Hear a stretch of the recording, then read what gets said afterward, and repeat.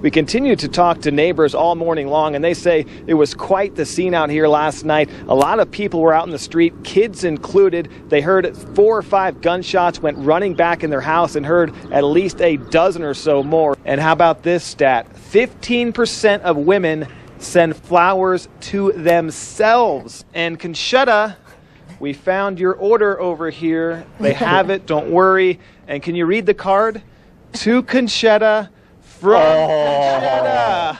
We found your order. That is adorable. So we haven't seen any federal investigators yet, at least that we know of, but we have seen some Casa Grande police cars out here. Let's give you a live look. We're actually on top of our live truck right now and giving you a pretty interesting perspective over the fence here and onto the runway. You are not alone. They have my order as well.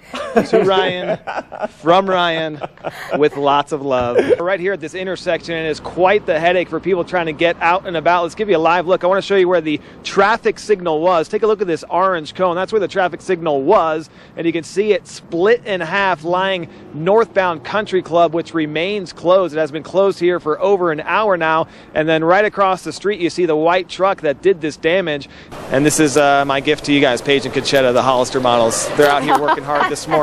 Police also say they believe this could be gang related. Now, we just spoke to a couple neighbors out here. One of them is willing to talk to us on camera, who says she knows the 22-year-old kid who was shot and killed here late last night. So we'll get her thoughts and have that for you coming up in a half hour from now. Are you kneeling down because you're so tired? Are you exhausted, Ryan? We call this the Black Friday break. Yeah, I'm not standing by, I'm sitting by. I learned this technique from a lot of husbands today. They've been on these benches. One guy was just napping. Have you heard of the Freshman 500? No. That's when she calls you in 3 weeks and asks for another $500. From the town of Oracle, Ryan Foran. See, look, they're excited. They like the snow this morning. Fox 11, Tucson now. Now, he got hurt by trying to break through the window and get her out. So he has some kind of huge laceration on his arm. So he's in the hospital. She has no idea how he's doing right now. She says he is not in good shape. I'm keeping Santa's chair warm. He's due back here at 10 a.m. So I just thought, you know, I'd keep it warm.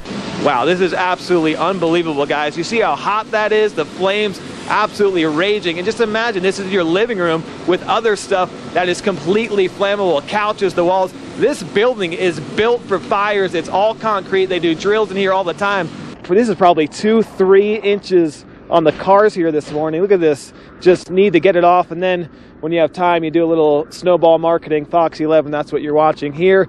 But it does make for, it's very nice, it's very pretty, but it does make for some slick and dangerous road conditions. I talked to one gentleman who said he is here to buy back people's guns. He was talking to TPD about that. They said that's fine, but you cannot do it in this parking lot at this event. Could make for a very interesting morning here in Midtown. The pancakes keep on coming, and you can get your free short stack today until 10 o'clock tonight. They are absolutely delicious.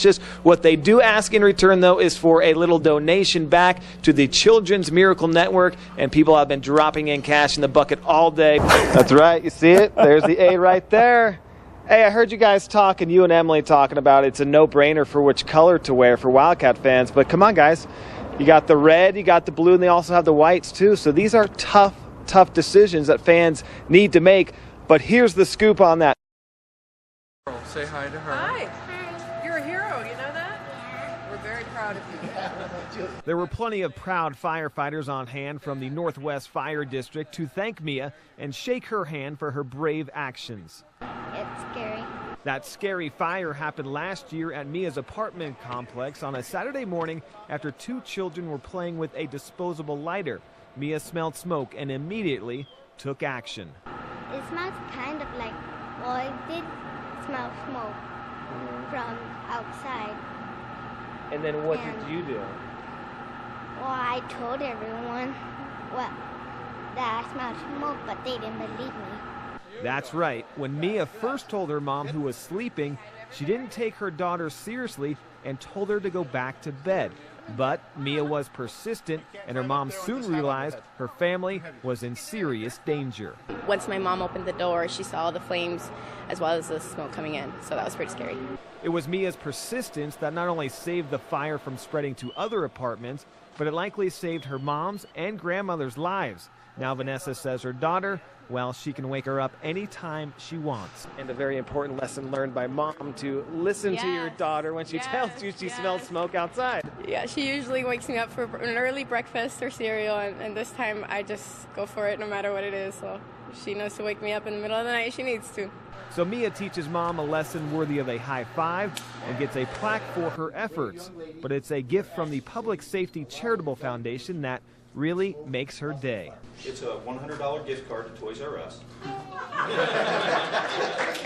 A hero to many, but still a kid at heart. Have you heard of the Freshman 15? Yeah, trying to avoid that puppy. I have, but she's a dancer, so she's saying it won't happen. Have you heard of the Freshman 500? No. That's when she calls you in 3 weeks and asks for another $500. We're not going to have that either. Have you heard of the Freshman 500? Is that like weight or? That's when you call your parents in 3 weeks and ask for another $500. Oh yeah, that will most likely happen like 2 days from now. How much top ramen did you get for your student here? We got enough for 40 dinners, including weekends. Did you tell him this is the only thing he's allowed to eat? Yes, that's all he's allowed to eat for dinner. He can eat granola bars for breakfast. Most parents have been lying to me all morning, saying they're really going to miss their kids, they're going to have empty nest syndrome.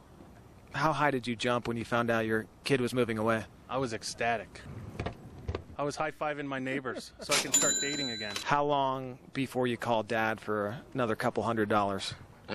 How much do you think he's going to plan on milking from you in the next 6 to 8 years while he's at college? If he's anything like my daughter, I'm going to go bankrupt. So, several $1,000s.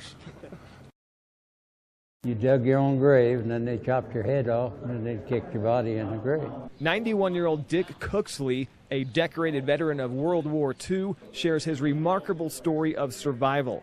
Cooksley was a prisoner of war for 3 years and 9 months and survived the historic Bataan Death March in the Philippines in 1942. We had up to 500 dying a day after the march. Cooksley marched 100 miles in 6 days during the Death March. He said there were times when he would go a day and a half without food or water. He entered the Army weighing 170 pounds. After being a prisoner of war, he weighed just 90 pounds. You didn't get any food or water. If you tried to get water, they'd shoot you or bayonet you or something. They bayoneted a lot of guys, and they used their sabers on a lot of them. I had a brand new plane, and that's what I've got now. July 21st, 1944 was the day veteran William Newton's plane crash landed in Germany. His son put together this book that describes the crash that killed his engineer. The 9 that survived the crash were all captured and became prisoners of war. It was awful. You know, they were really fudging on the food. You know, they didn't have to feed us, and they didn't. According to the VA, about 1,200 World War II veterans die every month in America, and there are only about 22,000 still alive.